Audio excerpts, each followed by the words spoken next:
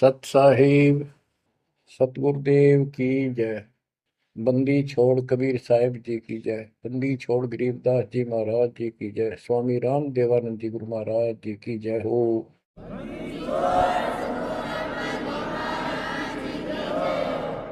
सर्व संतों की जय, सर्व भक्तों की जय, धर्मी पुरुषों की जय। श्री काशी धाम की जय, श्री सुडानी धाम की जय, श्री क्रोथा धाम की जय, श्री बरवाड़ा धाम की जय। सत साहिब ग्रीब नमो नमो सत पुरुष को नमस्कार गो की नहीं। सुर नर मुनि जन साधु संतों सर्वस दीन। सतगुरु साहिब संत सब दंडोतम प्रणाम। आगे पीछे मत हुए किनको कुर्बान। बच्चों, धन्य है आपके माता पिता जिससे जन्म हुआ। धन्य है आपके पिछले जन्मों की भक्ति और संयम। उसी के परिणाम स्वरूप आज आप परमात्मा की शरण में आए हो। लख वर्ष जूझ ही लख वर्षा मध्य लख वर्ती जहान में तो सतगुरु से मांगे।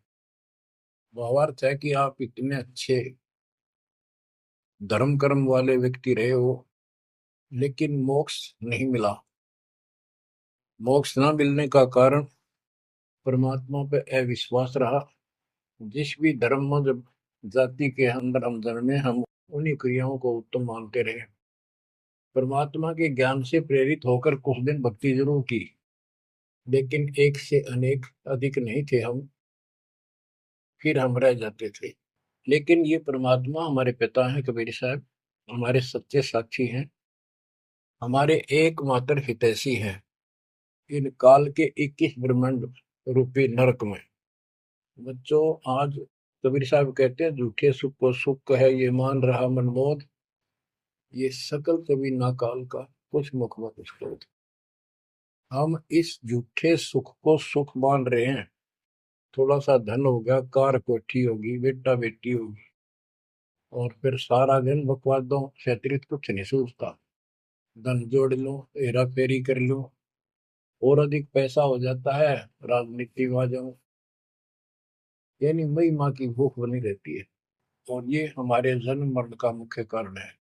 जैसे आप धर्मदास जी के प्रसंग में सुन रहे हो, कितनी तड़प थी, कितना धन था, लेकिन कुछ भी बन ले, राजा बन ले, महाराजा बन ले, सेठ बन ले, और चाहे गरीब निर्धन बन। अब निर्धन को तो वैसे संतुष्टि नहीं, वो चाहता धन चाहिए। धन है तो सुख है। जिसका संतान नहीं है वो चाहता संतान है तो सुख है। कोई चाहता है मेरा सेठ धनवाला सोचता है कि मुझे कोई सुख नहीं। सुख तो इन राज्य महाराजों को होता है। राज्य महाराजों को सपने में भी सुख नहीं होता। बच्चों, यह बात जिस दिन आपके हृदय में बैठ जाएगी कि ये सुख है ही नहीं, रात को भी नींद नहीं आती इन राजाओं को, नेताओं को। लेकिन कुछ दिन कमांड चलती है इनकी, इसी में फूले रहते हैं। फिर ये भी सोचते हैं कि स्वर्ग में सुख होगा। स्वर्ग के राजा इंद्र, वो भी महादुखी, 24 घंटे टेंशन रहती है, कोई तप करता है और तेरे इस राज ने छीन ना ले। स्वर्ग का राजा नीचे यज्ञ करके या तप करके बनता है, और उसमें एक शर्त होती है कि तेरे शासन के दौरान, तेरे शासन काल में यदि कोई पृथ्वी पर ऐसा तप कर लेगा जो खंड ना हो, कुछ समय निर्धारित है, और 100 अश्वमेध यज्ञ निर्बाध कर गया, तो तेरी पदवी को छीन लिया जाएगा, उसको ये पद दिया जाएगा। तो बच्चों, उस राज को बनाए रखने के लिए इंद्र कति हद भी पार कर देता है, अति कर देता है। इज्जत बेइज्जती का सवाल भी नहीं रहता। एक प्रसंग आता है, मार्कंडे गोसाई तपस्या कर रहे थे बंगाल की खाड़ी में। इंद्र को पता चला कि एक साधक मार्कंडे बहुत जबरदस्त तप कर रहा है और कुछ दिनों में उसका तप संपूर्ण होने वाला है। और तेरी गद्दी जाएगी। उसने अपने देवता गुप्त रूप में गुप्तचर छोड़े होते हैं। इंद्र ने अपनी पत्नी भेजी उसका धर्म खंड करने के लिए। कति अंत हो जाता है आदमी जब अपनी पत्नी को पर पुरुष के पास भेजता है, यह कति गिरावट की अंत आ जाता है। इतना जलील होना पड़ता है इस राज्य को बनाए रखने में, और वो भी हार जाती है। फिर इंद्र जाता है। ये लंबी कथा है, फिर कभी बताएंगे। मार्कंडे ऋषि इंद्र की पदवी को टारगेट करके तप नहीं कर रहा था। ये ऋषि क्या करते रहते हैं, ओम नाम का जाप करते हैं और तप, ये दोनों करते हैं। तप तो इन्होंने ब्रह्मा जी से लिया। ब्रह्मा जी कमल के फूल पर बैठे थे। जब वो होश में आए, कमल जल पे होता कमल का फूल, सब जगह जल ही जल था। आकाशवाणी हुई कि तप करो। यह आकाशवाणी उसने भगवान की मानी। 1000 वर्ष तप किया। फिर आकाशवाणी हुई सृष्टि रचो, यानी जीव उत्पत्ति करो। तो कहने का भाव ये है बच्चों, फिर बाद में इनको वेद मिले, ब्रह्मा ने वेद पढ़े। ये सारे ब्राह्मण ब्रह्मा की संतान है। इनका सबका गुरु ब्रह्मा जी है। ब्रह्मा जी ने इनको बताया ओम नाम का जाप वेद में लिखा है। बच्चों, ब्रह्मा जी ने वेदों को पढ़ा। उसमें यजुर्वेद अध्याय 40 मंत्र 15 में ओम नाम है। चारों वेदों में कहीं और दूसरा नाम नहीं, ना दोबारा ओम नाम का जिक्र है। तो इन्होंने ओम नाम तो वेदों से ले लिया और तब आकाशवाणी मान ली भगवान की ब्रह्मा जी ने। तो उसी ऋषियों ने उसी आधार पर साधना की। मार्कंडे भी वही डले डोरा था। उसको इतना जरूर पता था कि इंद्र का राज एक अन्य गानी ओम के जाप से ब्रह्मलोक प्राप्ति होती है। तो वो ओम नाम का जाप करता था, उधर से वो तप भी करता था। ओम नाम के जाप से ब्रह्म लोक प्राप्त होता है। गीता अध्याय 8 श्लोक 13 में गीता बोलने वाला प्रभु कहता है ओम इति एक अक्षरम ब्रह्म विवहारं मां मनुसमरण ये पर्याति पदम देहम स याति परमाम गतिम। मुझ ब्रह्म का केवल एक ओम नाम है, जो इसका अंतिम सांस तक भक्ति करते हुए शरीर छोड़ के जाता है, वो ओम नाम से मिलने वाली परम गति यानी ब्रह्मलोक को प्राप्त होता है। ब्रह्मलोक प्राप्त होता है, ये कहाँ प्रमाण है? श्री देवी महापुराण 6ठे अध्याय में श्री देवी जी दुर्गा जी राजा हिमालय को बताती है। राजा हिमालय कहता है जी मुझे मोक्ष मार्ग बताओ। वो देवी का परम भगत था। देवी ने राजा हिमालय को बताया कि ओम नाम का जाप कर, इससे ब्रह्म की प्राप्ति होगी। दिव्य आकाश रूपी ब्रह्म लोक में रहता है। इति सिद्धम, ओम नाम के जाप से ब्रह्म लोक प्राप्ति है। गीता अध्याय 8 श्लोक 16 में लिखा है कि ब्रह्म लोक में गए साधक भी पुनरावृत्ति के अंदर है, दोबारा जन्म मृत्यु में आते हैं। अब जो साधना कर रहा है उसको कति उत्तम मान के कर रहा है, ना तो करे को नहीं, इच्छा ही नहीं बड़ा उसकी। बताओ, जिनको ये नहीं बता तुम कर के रहे हो इसका प्रतिफल क्या हो। एक कथा सुनाऊं, छोटा सा चुटकुला, सच्चाई है, चुटकुला नहीं। उदाहरण, दास के पास एक बहन अपनी दूसरी बहन को लेके आई। उसका पति शराब पिया करता और रोज पीटे, झगड़ा रखे। तो जो लेके आई थी उसका पति भी इतना नालायक था। परमात्मा ने दया करी, वो सुधर गया और तगड़ी भक्ति करने लग गया, खूब सुधर गया। चर्चा होगी गांव में। तो वो बहन बोली जी मैं तो अपनी बहन को देख के आई हूँ, इसके तो सारे सुख हो गए। मैं बेटी आपके भी होंगे, आपको ये हमारी मर्यादा का पालन करना पड़ेगा। वह बोली जी मैं ये व्रत ना छोड़ दूं, 16 शुक्रवार के व्रत करती हूँ। 16 शुक्रवार के व्रत करने हैं, वो तो 5-6 हुए हैं मेरे। मैं बोला हमारा नाम लेना बेटी, वो सब त्यागने पड़ेंगे। ये व्रत रखती किस उद्देश्य से है, कि लाभ होगा आपको। फिर पता लगा, बताई थी किसी ने, अब तेरा पति शराब छोड़ देगा। मैं बोला पहले 16 शुक्रवार व्रत के प्रतिफल बताऊं के उसे, इसका लाभ क्या है। ये आन उपासना, ये डले डोने वाले क्या बताते हैं कि एक बहन का पति परदेश में गया था और वो 2-3-4 साल तक आया नहीं। उसने किसी ज्योतिषियों से दिखाया, पतरे हाथ दिखाए, किसी ने बता दिया कि तेरा पति तुझे भूल चुका है, तेरी याद नहीं रही है, माता संतोषी के व्रत रख 16, तेरा पति वापस आ जाएगा। उसने व्रत रखने शुरू किए, शुक्रवार के 16वें दिन, 16वें व्रत वाले दिन वापस आ गया। ये है इसका फल। और मैं बोला तेरा पति रोज आवे रोज कुटे, गड्ढेगी तू इस बता के, फूकेगी इन बर्ता, बुद्धि कान रखेगी तुम्हारी। तंते रखना नहीं चाहिए, 2-4 दिन ना हो तो बढ़िया, पिटाई देना हुआ है। कहने का भाव यह बच्चों, इन गुरुआ गांव बिगाड़े संतो गुरुआ गांव बिगाड़े, ऐसे कर्म जीव का लागिए कीव जड़े नहीं जाड़े। तो मार्कंडे ऋषि इंद्र से कहता है, इंद्र तू इंद्र की पदवी छोड़ दे, अगले जन्म में गधा बनेगा। इंद्र कहता जी फेर की फेर देखी जाएगी, अब तो मौज करने दो। बता, हमारी बुद्धि यहाँ तक सेट हो चुकी है। फेर के देख पास तो कुमार देखेगा, कड़म मारेगा लठ, 2.5 मिनट का धरेगा सामान कमर पे। मार्कंडे ऋषि उसको कहता तू मेरे वाली साधना कर ले, तुझे ब्रह्म लोक पहुंचा दूंगा। बच्चों, वो कहते हैं ना, बेड की लात गुडने तले तले, ये कहीं जा लो, इनका ये इतना ज्ञान है, इतनी इनकी अंतिम भक्ति है। अब प्रसंग चल रहा है धर्मदास जी का। ये जड़े धर्मदास जी ने खूब डो लिए थे, और जब आंख खुली, ओए होए होए, अब परमात्मा उनको छोड़कर चले गए। दोनों पति पत्नी देखते ही रह गए, आंखों में आंसू टपक रहे थे। ओझल हो गए भगवान जब गली से अंदर आए, राग खूब रोए अंदर बैठ के। ताकि पता नहीं आऊंगे कि ना आऊंगे ना, ये गांव नाम बताते, ये भी कमाल हो गया। परमात्मा कराते आए तो धर्मदास जी ने बोले खुशी मनाई, शरण पकड़ के बहुत कुछ प्रश्न उत्तर किए। आखिर में कहने लगे धर्मदास जी, हे प्रभु अवगत कला तुम्हारी, हम है कीट जीव वे बिचारी, सत्य लोग तुम वर्ण सुनावा, शोभा पुरुष अनसन सत भावा। हे परमात्मा, आपने सतलोक बताया, आपने परमात्मा की शोभा बताई, रहने वाले हंसों का भी बड़ा गजब का सुख बताया।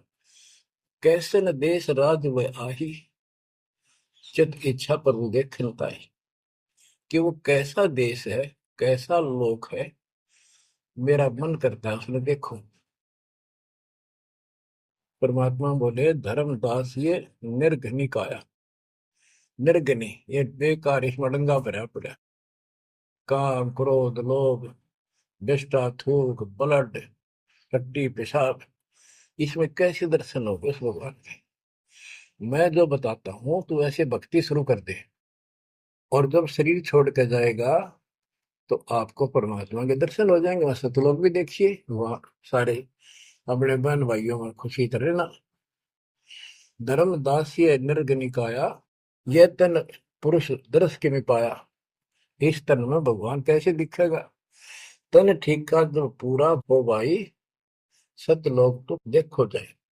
जब ये तेरा शरीर का समय पूरा हो जाएगा जीवन, फिर इसको छोड़ के सतलोक देख लिए जाके। धर्मदास के चरण में हो रहा, हे प्रभु दर्शा मिटाहो मोरा, शरण टेक प्रभु विनय हो ही, पुरुष दर्श बिन कल नहीं मोही। दोनों चरण पकड़ के धर्मदास ने बोला, ये भगवान एक में दिखा दो, मेरी यह भगवान के दर्शन की प्यास मिटा दो, उसके दर्शन बिना मुझे एक पल भी चैन नहीं होगी।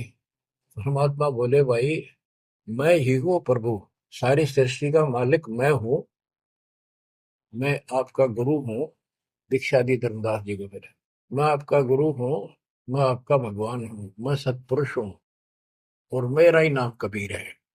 लेकिन उसके आवाज समझ में नहीं आई, और बार बार यही कहने लगा भगवान के दर्शन करा दे, भगवान के दर्शन करा दो। जब मेरी आत्मा मानने गई, बच्चों विचार करो, पहले हम किसी की भी भक्ति शुरू कर दी, राम की, कृष्ण की, शंकर भगवान की, विष्णु भगवान की, किसी की भी, और सब स्वर्ग बताया करते। कदे मई का अगला स्वर्ग दिखाओ, हमने जब मानूंगा। पर जब ठीक ठिकाना आता है, ये मन अड़ियल घोड़े की तरह अड़का खड़ा हो जाता है। इसने केवल बकवाद करवानी, अच्छे राह पर लगते समय सौ बाधा पैदा करता है। ये मन अड़ रहा था। गुप्त भय प्रभु अविगत ताता, धर्मदास मुख आवन बाता। जब इतनी जिद करी परमात्मा अंतर ध्यान हो गया और धर्मदास मुंह खोले रह गया, ना हाँ करे ना बोले, या के बनी क्या कहने लगा, मैं मतिहीन कुमती मोहि लागा, मोहि सम कौन है जग में बागा, मैं मूर्ख प्रतीत न कीना, अस साहिब के मैं नहीं चीने। अब कौन विधि दर्शन पाऊं, दर्शन बिना मैं प्राण गवाऊं, चरणोदक बिन करुण अग्रासा, तदो शरीर कह धर्मदासा। अब क्या कहता है, मैं बड़ा निकम्मा, मैं दुष्ट आत्मा, मतिहीन, कितना मुंह ला लिया भगवान ने मेरे को, और देख मैं कितनी जिद कर गया, मेरे जैसा निर्भाग धरती पर नहीं। मैं मूर्ख, मैंने भगवान पर विश्वास ही नहीं किया, फिर वो बुरी तरह। इस मन की यह गंदी आदत है। अब कौन विधि दर्शन पाऊं, दर्शन बिना मैं प्राण गवाऊं, शरणोदक बिन करो न ग्रासा। जब लगूं के चरण धोकर नहीं पी लूंगा मैं, अन्न नहीं खाऊं, तजो शरीर कह धर्मदास, नहीं तो मरूंगा। दिवस सात लग अन्न न खावा, भजन अखंड नाम लो लावा। जो नाम दिया था उसमें डट कर भक्ति करता रहा, ना कुछ खाया ना पिया। सातवें दिन पर वो प्रगट दिखाए, धर्मदास पद गए अपलाए। सातवें दिन परमात्मा आए, धर्मदास ने पैर तड़फते हुए पड़े पड़े ने पैर पकड़ लिए, दृढ़ श्वासा निपट अधीरा, पड़े चरणन में अक्षीण शरीरा। शरीर बहुत कमजोर हो गया था, धरती में पड़े पड़े न सरक के वाले के चरण पकड़ लिए। कर गए साहेब तही उठावा, शीश हाथ दे अंक मिला। परमात्मा ने उसके अपने हाथ का सहारा देकर उसको खड़ा किया और फिर अपने सीने से लगाया। धर्मदास चरणोदक लीना, चरण पखार आचमन कीना। धर्मदास ने फिर उठ के जल लाया, परमात्मा के चरण धो के पिए। परमात्मा बोले, हे धर्मदास, प्रसाद कुछ पाओ, कुछ खा लो, कर प्रसाद तो मुंह पे आओ, मेरे पास आओ फिर तो, और फिर मैं तुझे सारा ज्ञान बताऊंगा। तो धर्मदास ने जल्दी जल्दी कुछ खाया। उसका ये टेंशन थी कि चले ना जा। थोड़ा बहुत खाया, पानी पी कर पटदे से आगे बैठ गया। धर्मदास का शरनाई, सुन प्रभु अगर अपार, 7 दिवस कहाँ रहे, कौन देश पगडार। तो परमात्मा से पूछने लगा, है भगवान आप कहाँ रहे, कैसे कैसे रहे, कहाँ गए। फिर उसी बात पर आकर गया, हे प्रभु चिंता गण करो मोरा, पुरुष दर्श देव करो ने हो रहा। हे प्रभु चिंता गण गौ मोरा, पुरुष दर्श दिखाओ करूं ने हो रहा। मैं हाथ जोड़ूं, आपके निहोरे निकालूं, मुझे भगवान के दर्शन दिखा दे। परमात्मा कहते, धर्मदास ये हट का कर हूं, मानो शब्द शीश पर धर हूं। मैं तो कहूँ वो मान ले तू। हमरे गहे पुरुष पे जय है, बिना गहे वो हजार न पे। अब मेरे नाम को तो ठीक से जप, मैं मिल गया गुरु के बिना उस भगवान की प्राप्ति नहीं हो सकती। हमसो पुरुष ऐसा आही, जल तरंग जल अंतर नाही। कि भगवान मेरे में इतना अंतर समझ ले, इतना भी अंतर नहीं है। जैसे समुद्र से लहरें उठती है, लहर और जल अलग नहीं होता। बच्चों, धर्मदास जी को खूब समझाने की चेष्टा की कि हमारी सूरत गहो चितलाई, तभी पुरुष पतन, मेरे को भगवान रूप समझो, तब मालिक की प्राप्ति होगी। से हृदय प्रतीत अस आने, गुरु और पुरुष भिन्न नहीं जाने। गुरु और परमात्मा को अलग नहीं समझा है। तो शिष्य में ऐसी श्रद्धा होनी चाहिए। जब लो चित असरीति ने आवे, जब लग ऐसा भाव नहीं होगा, तब लग जीव लोक नहीं सतावे। धर्मदास चित बहु सकाने, चरण टेक वो विनती ठाने। सारा कुछ कह लिया भगवान ने, पर उसने अपनी बात को ऊपर रखा। परमात्मा भी चाहते थे कि मैं एक अपना आई विटनेस तैयार करूं। हे प्रभु सत कहो तो पाही, तुम ते कुछ तुस्ताई नहीं। मोरे तुम पुरुष हो स्वामी, यम त छुड़ाओ अंतर्यामी। हो प्रभु वर्णव लोक की शोभा, ताते आदि मोर मन लोभा। आपने इतना सुंदर लोक बताया, वहां के इतने सुख बताए, तो इसलिए मैं देखना चाहता हूँ।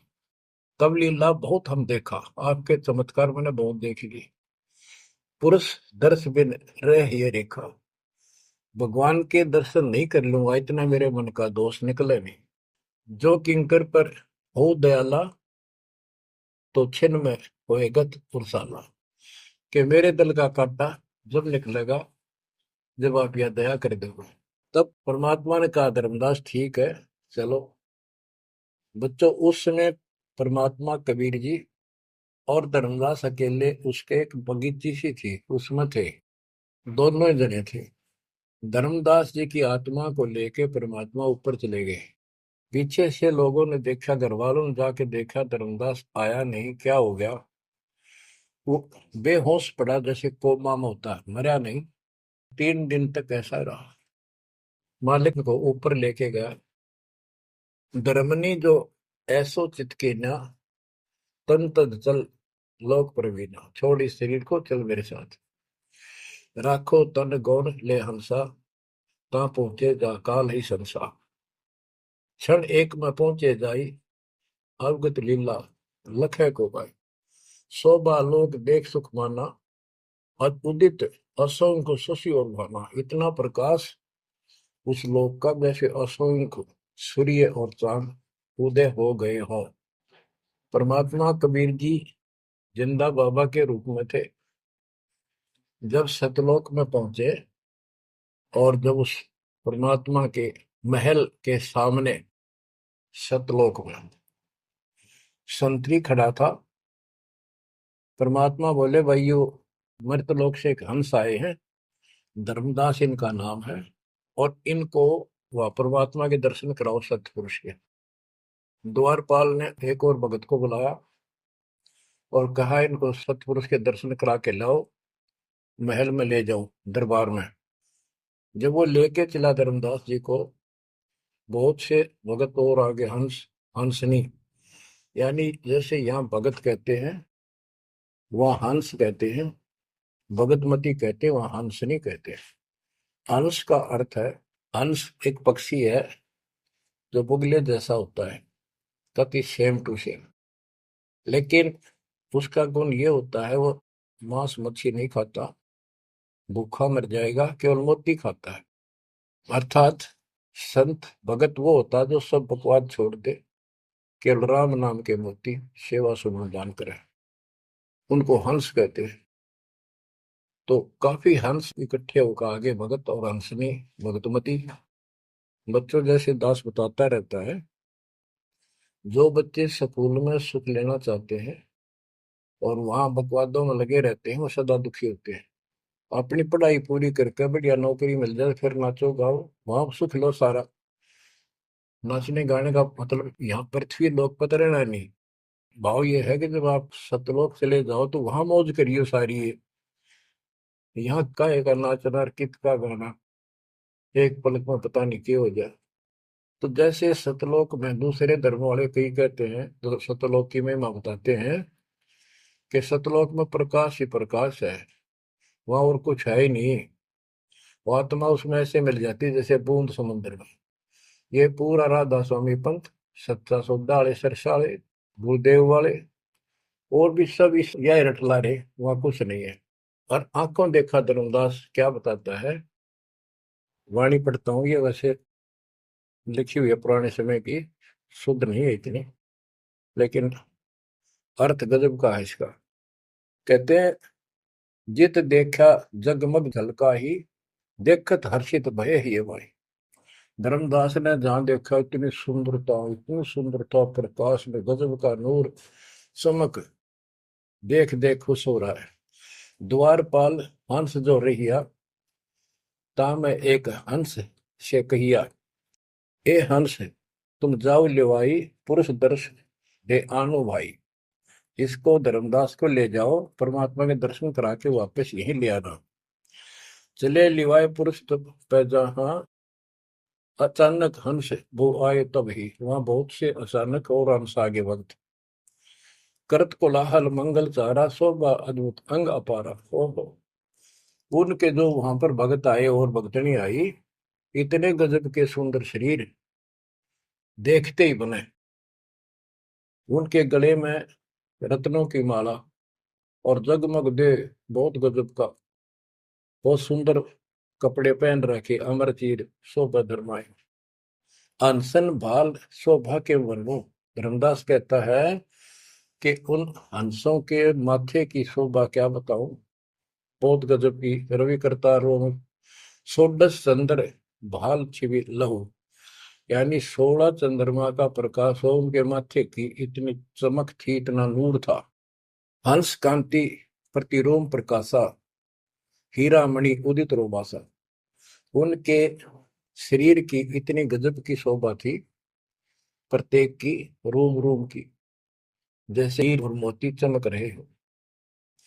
उनके शरीर का प्रकाश षोडश रवि, अनसन छवि मोहा, देह प्राण शुभ अमृत शोभा। उनके शरीर की शोभा 16 सूर्यों के प्रकाश जितनी थी। अब वहां भगवान के दरबार में पहुंच जाते हैं वो लेकर के, सिंहासन से भी देखत मनमोहा। ओहो, सुरती हंस अग्रानी अगाने, सत्य पुरुष सकल देखत अरसाने। वहां लेकर गए नाचते गाते हुए। जब उसने भगवान को देखा, धर्मदास जी ने, इतना गजब का प्रकाश, एक रोम शरीर के बाल की चमक, करोड़ सूर्य करोड़ चांद मिला दे। एक रोम रवि शशि कोटि सा, एक रोम की शोभा करोड़ सूर्य और चंद्रमा जैसी। पुरुष प्रकाश सतलोक अंजोरा, ताने पहुंचे निरंजन चोरा।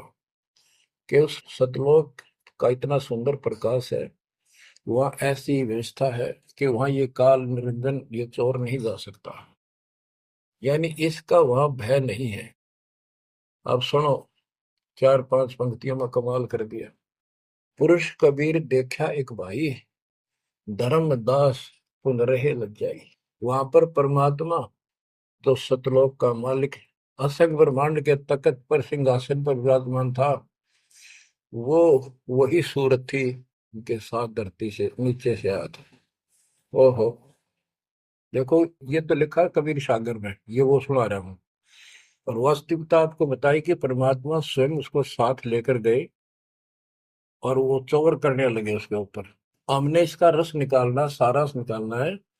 कबीर सागर का बहुत अड़ंगा कर रखा है इन्होंने, फिर भी हमने निष्कर्ष देखना है। जब धर्मदास जी ने देखा कि ये कबीर इनका सेवक है और ये है भगवान, उसमें रूप दो थे।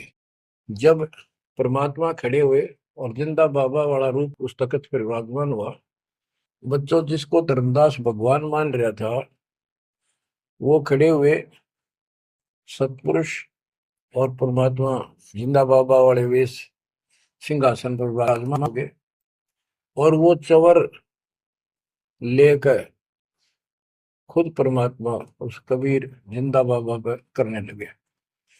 धर्मदास का आश्चर्य का ठिकाना नहीं कि अभी भगवान यो है कि ये है। इतने में वो जिंदा बाबा में समा गए, जिसको वो सतपुरुष दिखाई दे रहे थे। और वो शोभा जो कि तू जिंदा बाबा वाले शरीर की होगी। अब कहते हैं, पुरुष कबीर देखा एक भाई, धर्मदास बहुत ही लज्जाई। वह मुझे प्रतीत नहीं आई, हे परमात्मा कैसी कुमुख हिम्मत छाई। धर्मदास कहता हुआ मुझे विश्वास नहीं हुआ, ये महाराज कह रहे थे भगवान, मैं परमात्मा हूँ, मैं सारी सृष्टि का रचने वाला हूँ, मेरा नाम कबीर है, असंग ब्रह्मांड का स्वामी हूँ। अब धर्मदास जी कहते हैं, भगवान कबीर पुरुष एक यहाँ छिपाए, सत्य पुरुष जगदास कहा है। धाये चरण गौ अति सकुचाई, हे प्रभु हम परिचय तब पाई। हे परमात्मा, अब आपको मैंने पहचान लिया। यह शोभा कस वहां छिपाओ और कस ने जग में प्रगट दिखावा। आपने ये शोभा वहां क्यों छुपा रखी है, वहां क्यों नहीं दिखाते? इसलिए लाखों ये अपनी असलियत को, आपके वास्तविक शरीर की शोभा को परमात्मा बोले धर्मनी जो वही छवि जग जाऊं तो ही है विकल निरंजन राव। यदि मैं इस शोभा युक्त नीचे जाऊं तो काल निरंजन पागल हो जाए। और मैंने उसको वचन दे रखा है कि मैं अपना ज्ञान समझा के जीव को लाऊंगा। और वैसे बच्चों, परमात्मा आज हमने ले जा, हम टिक नहीं सकते वहां पर। भूल जाओ इन बातों में। ये तो कहन सुन कहन की बातें हैं। उदाहरण देता हूँ, कबीर साहब कहते हैं हम मोहम्मद को वहां ले गए, इच्छा रूपी सतलोक नहीं रहे हो, उल्ट मोहम्मद महल उठाया, गुद धीरे दे कलमा दे। यानी हम हजरत मोहम्मद जी को ऊपर लेके गए थे कि ये समझ गया तो इन सब ने जो इसने लाखों त्याग कर रखे सबको बता देगा। लेकिन नीचे प्रभुता घनी होगी थी, संगत उम्मत खूब होगी थी इसकी। और उसके ऊपर प्रभुता पाके भूल गया भगवान को, नहीं इच्छा हुई तो वापस छोड़ दी। कुछ दिन पाछे आप भी मर गया और वहां प्रभुता भी रहेगी। काल का इतना अजब गजब जाल है बच्चों। तो धर्मदास जी से बोले कि आप नीचे जाओ। धर्मदास जी बोले भगवान ये वहां ना भेजो, यही रख लो मेरे दाता, और इस नरक में मत भेजो। अब मैं नहीं जाऊं दाता वहां पर। परमात्मा बोले भी ऐसे नहीं बात सुनेगी, वहां तुम जा, चिंता ना कर, मैं तेरे साथ रहूंगा और सत भक्ति दूंगा, उससे आपकी भक्ति गजब की बन जाएगी। और भक्ति युक्त होकर यहाँ आएगा, वैसे से यहाँ ठिकाना नहीं मिलेगा तेरे। और दूसरी बात है कि तूने सब कुछ देखा है, नीचे औरों को बता, तेरे भाई बहनों को विश्वास होगा। धर्मदास कहता है मोहे राख लियो महाराज, हमसे बिगड़ी है मोहे राख लियो महाराज, हमसे बिगड़ी है। बिगड़ी है महाराज हमसे, बिगड़ी है महाराज हमसे, बिगड़ी है हमें। नांगा लो महाराज काल की नगरी है तुम्हें, ना भेजो महाराज काल की नगरी है। रो बुरी तरह, जैसे किसी ने आग में धकाया कर जबरदस्ती मर तो नौकर राख लो महाराज, हम गंदे इंसान से। अब पता चला उन सारे भक्तों ने बताया तुमने ऐसी गलती करी थी भाई, इसलिए दुख पा रही हो। कि हमने खुद बिगाड़ी अपनी किस्मत, तुम रख लो दाता, ना भेजो मेरे मालिक, पैर पकड़े रोवे। परमात्मा बोले भाई ऐसा ना कर, वापस चल और वहां पर मैं तेरे साथ रहूंगा, भक्ति कर, कोई दिक्कत नहीं आने दूंगा मैं तेरे को, चिंता ना करी, तेरे पीछे पीछे न फिरूंगा मैं। और ये सारे ठाठ मैंने दे रखे थे तेरे को वहां पर, ना काल तो तेरा कचू मन निकाल दे 1 मिनट में। धर्मदास को फिर हौसला हुआ और तीसरे दिन शरीर में वापस आया। आसपास सारे रिश्तेदार भी आ गए 3 दिन में। सारा गांव क्यों सेठ था, पैसे वाला था, लोग सुगरदे बैठे, ना मरता ना जिंदा, इसका क्या हाल हो गया। परमात्मा ने बताया मैं काशी में हूँ, एक दुल्हे का काम करता हूँ, मेरा नाम कबीर है, मेरा गुरु रामानंद जी है, स्वामी रामानंद, जो वहां के प्रसिद्ध संत हुआ करते थे। धर्मदास जी सचेत हुए, उठे तो देखा चारों तरफ हाहाकार में, चारों जिंदा हो गए तो एकदम खुशी की लहर आ गई। आमनी भी रोए, तो वो कहने लगा क्या हो गया तुमको। तो बोले आप तो मर गए थे, ना मरो थे ना जियो थे, अचेत पड़े थे, बेहोश थे, हमको टेंशन हो गई थी कि मरेंगे। तब उसको विश्वास आ, नहीं तो सपना मानना वो। ये मन इतना दुष्ट है, इतना उल्टा चल रहा है, जब ठीक ठिकाने की तरफ चलता है जीव, परमात्मा कसर नहीं छोड़ते, ये उसका बाप है। तो तब धर्मदास को विश्वास हुआ रे तेरे की, सचमुच में तो सचखंड गया, सतलोक गया था। फिर उनको बताने लग गया सारी, मैं वहां गया था, सतंदा बाबा भगवान है, खुद है, सारी सृष्टि के रचने वाले हैं, ब्रह्मा विष्णु महेश, तब के सामने कुछ भी नहीं है। वो रिश्तेदार आए थे तो चले गए, पागल हो गया, भांडन दे, जिंदा हो गया शुक्र है। लेकिन जिसका लागे वो तन जाने, धर्मदास काशी पहुंचे और देखे दुल्हे के रूप में बैठे वह सूरत ज्यों की त्यों चरणों में पड़ गए। आसपास के कॉलोनी के लोग आगे बुलाए, बताओ पूछे कौन है ये? धर्म सेठ है, ऐसे ऐसे काशी का प्रसिद्ध सेठ है, नवा का बांधवगढ़ का। और सब नौके देख किसी पागल हो रहे लोग इस नीरू के पुत्र को भगवान मानते हैं, इनकी अकल पर पत्थर पड़ी। यानी जुलाहे भी ये बात बोले, जो देखा वो यही कहे। धर्मदास जी ने चरण पकड़ कर छोड़े नहीं, परमात्मा गलती बहुत होगी, हे दयालु माफ करो।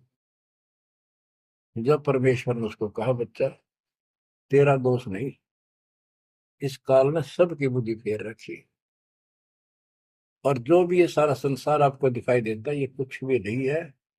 एक सेकंड में मृत्यु हो जाती है इंसान की, और फिर कुत्ते गधे बनाकर छोड़ देता है। इसने तो सच्ची भक्ति करने नहीं देनी, या सच्ची भक्ति या जैसी भी आस्था मैं ही जीवों की बनाए रखे हुए हूँ।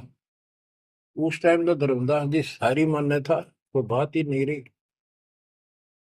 अब परमात्मा बोले, धर्मदास आप अपने घर जाओ, और बच्चा मैं वही आऊंगा तुम्हारे पास।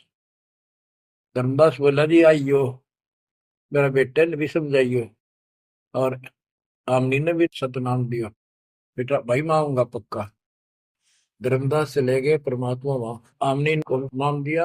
और धर्मदास जी बोले, जी मेरा एक पुत्र है नारायण दास, उसको भी समझाओ। धर्मदास जी ने नारायण दास बुलाया कि आजा भाई, गुरु जी आई, भगवान आ रहे हैं। बैठ गया। परमात्मा ने जो ज्ञान सुनाया उठ के चल पड़ा। फिर बुलाए तभी नहीं आया। अगली बार भगवान ने खूब कह लिया, बुला लिया भाई, तेरे बेटे ने नाम दे दूंगा। धर्मदास गया, बेटा आजा, नारायण दास कल्याण हो जाएगा। काल के जाल में फंस गई। वो कहता, पिताजी आपकी मति मारेगी, इस जो लाए ने आपको बुद्धि भ्रष्ट कर दिया। देवताओं को छोटा बताता है ये देवताओं की निंदा करता है, मैं न इसके दर्शन भी करूं। धर्मदास ने खूब कह लिया, पर लड़का मानना नहीं। धर्मदास जी रोने लग गया, महाराज के चरणों मांग, दाता एक का पुत्र मेरा हरिकाल के मुंह में जागा, दया करो दाता, इसको शरण में ले लो दाता। हे भगवान मैं बहुत दुखी हूँ। परमात्मा बोले, बेटा मैं समझाऊं तू समझावे, और इसकी माँ समझावे, कि तुम्हारे से ज्यादा इसका हमदर्द कौन हो सकता है। जब ये आपके नहीं मानता तो भाई इसको छोड़ दो। ये महाराज इन्हों के छेड़ा जा है, ये महाराज समझाओ इसने। परमात्मा बोले, भाई यो काल का दूत भेज रखा तेरे घर पे, तेरे कति चौगरते तो बांध रखा तू, या बात मान ले मेरी। अब काल का दूत का धर्मदास का दुख हुआ इस बात का। आए इकलौते पुत्र ने गुरु जी काल का दूत क्यों बतावे हैं।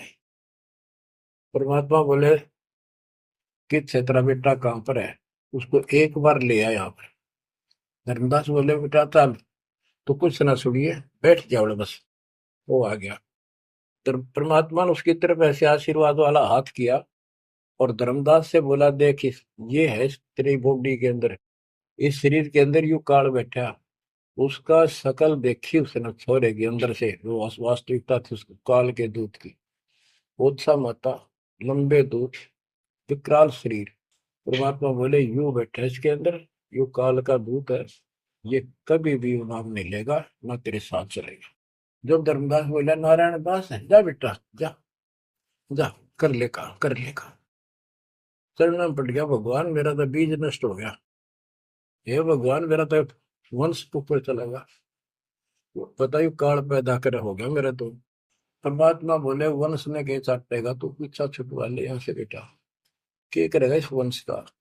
ये तो काल खाई खुराक का, पहल पोशाक का, यम का बकरा पड़ता है। लेकिन हमारे तो रंग चढ़ रहा है, लोग के कहेंगे, फलाना के कहेगा, संतान ना हुई तो संपत्ति ने कौन लगा, कई बीमारी बांट रखी है, कई रोग ला रखे काल। परमात्मा बोले, ठीक है, तेरे को मैं अपना बच्चा, अपना हंस भेजूंगा, और आज से 1 साल के बाद तेरे घर में पुत्र उत्पन्न होगा, उसका नाम चूड़ामणि रखना। उस समय बताते हैं धर्मदास की उम्र 80 साल की हो चुकी थी और आमनी देव भी वरदौलिये थे। ये धर्मदास के आप विश्वास हो गए, ये मालिक हे परमात्मा, इस उम्र में कौन कैसे बच्चे होंगे हमारे, हम तो कति व्यर्थ हो चुके हैं। तब दाता ने कहा, देख उधर देख, तेरे आंगन में एक छोटा सा बच्चा ऊपर से आया, आंगन में हाथ पैर मारे नो, एक पत्ते के ऊपर लेट गया आके, साथा आया वो पत्ता से, ये तेरे घर में 1 साल के बाद आ जाएगा। इतने वो अंतर्धान हो गया। कुछ विश्वास कुछ अविश्वास, परमात्मा की दया हुई, आमनी को गर्भ रहा, 9वें महीने 10वें महीने बच्चा हो गया, नाम चूड़ामणि रखा। पर तू कुल की चिंता करता था, तेरा 42 पीढ़ी तक तेरा वंश चलेगा, चिंता ना कर। जब उसका दिल लट्टा, बच्चों गजब की बात है, तो मैं धीरे धीरे इसको पूरी सुन ली हुई कथा को, आपके बहुत से अंधेरे हट जाएंगे। अब परमात्मा ने चूड़ामणि शाना हुआ, उसको दीक्षा दी, उसी को धर्मदास जी को भी गुरु पद दे दिया था। पर बोला तो किसी ने मंत्र ना दिया, ही सारा सार नाम तक दे दिया उसको, और कसम खवा दी कि ये नाम किसी को नहीं बताएगा। जब धर्मदास डिगमग देखे तो उसके लड़के को गुरु पद दे दिया चूड़ामणि को, केवल 5 नाम, ये 7 में से 5 बीच बीच के दिए, और बेटा इसी को तू आगे देता रहना, तेरे गुरु पद दे दिया। परमात्मा की कोशिश थी, ये मंत्र करते रहेंगे, इनको मनुष्य जीवन मिलते रहेंगे, भगवान की आस्था इनमें बनी रहेगी, कुछ लाभ होते रहेंगे, और इस बिचली पीढ़ी तक जाना था उनको। लेकिन धर्मदास उसको बता दिया था कि काल मेरे नाम से 12 पंथ चलाएगा, जो सारे गलत साधना करवाएगा, और तेरे वंशज, तेरे परिवार वाले 6ठी पीढ़ी में जाके ये असली नाम भी छोड़ देंगे। एक टकसारी पंथ होगा, उसकी साधना शुरू कर देंगे, तो एक आने की नहीं होगी। जो इब सारे धर्मदास वाले दामा खेड़ा वाली गद्दी में वो टकसारी वाले की साधना चल रही है, वो 5 नाम भी गए। फिर धर्मदास रोने लग गया, ये मालिक इनका उद्धार कैसे होगा। तो बोले, मैंने कुल दिया तेरा 42 वंश, तेरे उद्धार उसका होगा जो मैं भेजूंगा, एक संत भगत अपना दास, उससे तेरे पीढ़ी वाले नाम लेंगे या सारा संसार लेगा, सबकी मुक्ति हो जाएगी। बच्चों, परमात्मा की असीम रजा है, आप ये सत्यनारायण कथा सुन रहे हो और सुनते रहो, मुश्किल से ये अमर कथा मिली है सुनने को। मालिक आपको मोक्ष दे, सदा सुखी रखे। सत साई।